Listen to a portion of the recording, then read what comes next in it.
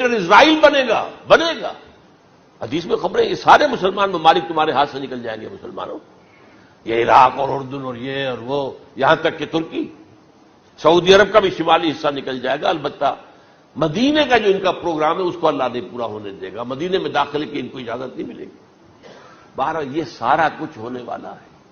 وہ وقت بھی آنے والا ہے کہ حضور کی ایک حدیث کے مطابق ایک شخص کے 1000 بیٹے ہوں گے تو 999 ختم ہو جائیں گے، ایک بچے گا.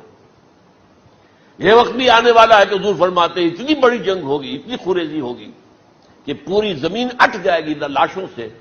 تو پرندہ جو ہے کوئی، ایک تو پرندے ہوتے ہیں کہ جو مردار خور ہے، گدھ ہے، وہ تو بڑی خوشی سے اتریں گے، تناول فرمائیں گے لاشوں کو. اسی طریقے سے کوے ہیں، چیلے ہیں. لیکن جو نفاست پسند پرندے ہیں وہ لاش کے اوپر اترنا نہیں چاہتے. تو ایک پرندہ اڑتا چلا جائے گا، اسے کہیں زمین پر اترنے کی جگہ نہیں ملے گی، لاشیں ہی لاشیں ہوں گی. یہاں تک کہ وہ تھک ہار کر اس کے جو ہے پر جواب دے جائیں گے، گرے گا تو لاش پر گرے گا. یہ وقت آنے والا، اور یہ یہودیوں کے ہاتھوں، یا یہودیوں کے جو سپورٹرز ہیں اس وقت، جو ان کے ہاتھ میں آلہ کار ہیں، ان کے ہاتھوں آنا ہے.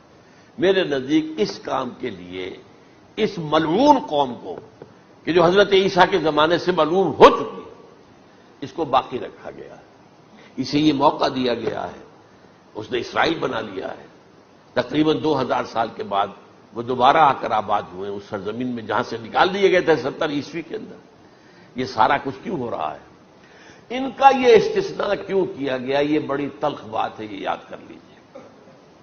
کیونکہ یا تو قوم اسی وقت ہلاک کر دی جاتی، جیسا کہ ہوا قوم نوح، قوم ہود، قوم عاد، قوم ثمود، قوم شعیب. یہ ہوا کہ نہیں ہوا؟ اور سدوم اور عمورہ کی بستیاں جہاں حضرت لوط بھیجے گئے، اور آل فرعون جو ہلاک کیے گئے. یا تو پوری قوم ہلاک کی جاتی، نہیں. یہ یوں سمجھیے کہ اس پورے معاملے کو درمیان میں سے ایک وقفہ دے دیا گیا، حضرت عیسیٰ کو اٹھا لیا گیا، اور حضرت عیسیٰ دوبارہ آئیں گے. یہ کیوں کیا گیا؟ اب اس میں بڑی تلخ بات آپ سے کہہ رہا ہوں، یہ آپ کے لیے قبول کرنا آسان نہیں، حلق سے نیچے اٹھنے کی مشکل سے. اس قوم کو زندہ رکھا گیا ہے جو ملعون اور مغضوب علیہم قوم ہے.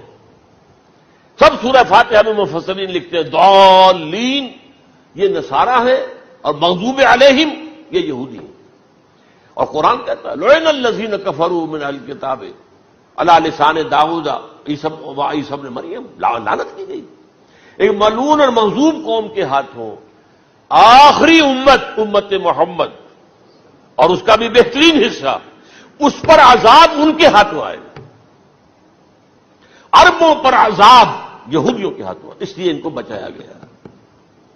یہ میں نے کئی دفعہ واقعہ سنایا، مولانا اصلاحی صاحب بتایا کرتے تھے، کیونکہ وہ راجپوت تھے، یو پی کے راجپوت، مشرقی حصے کے، کہ ہمارے ہاں کوئی نوجوان اگر کوئی بڑی گری ہوئی حرکت کرتا تھا تو اس کے سر پر چمار کے ذریعے، چمار کے ہاتھوں جوتا لگوایا جاتا تھا.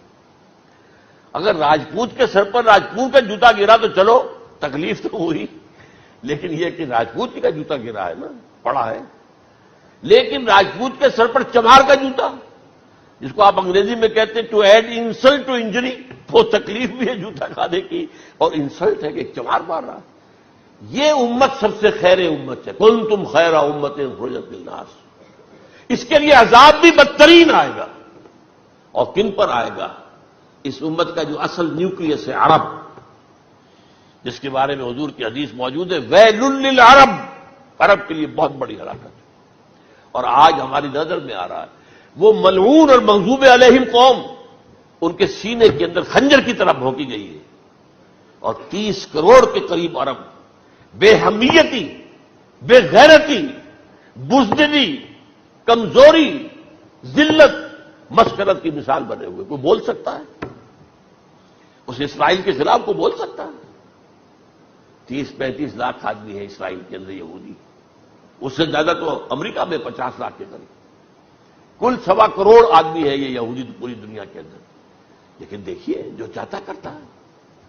جب چاہا اس نے عراق کے ایٹمک انسٹالیشن کو تباہ کر دیا، اور سعودی عرب کی فضا میں اس کو فیول کا کیا ہے انہوں نے. دوبارہ ری فیولنگ جو ہوئی ہے ان کے جہازوں کی، وہ سعودی عرب کی فضا میں ہوئی. اللہ تعالیٰ نے یہ کوڑا ان مسلمانوں کے لیے رکھا ہوا ہے کہ جن کے رتبے ہیں سوا، ان کی سوا مشکل ہے.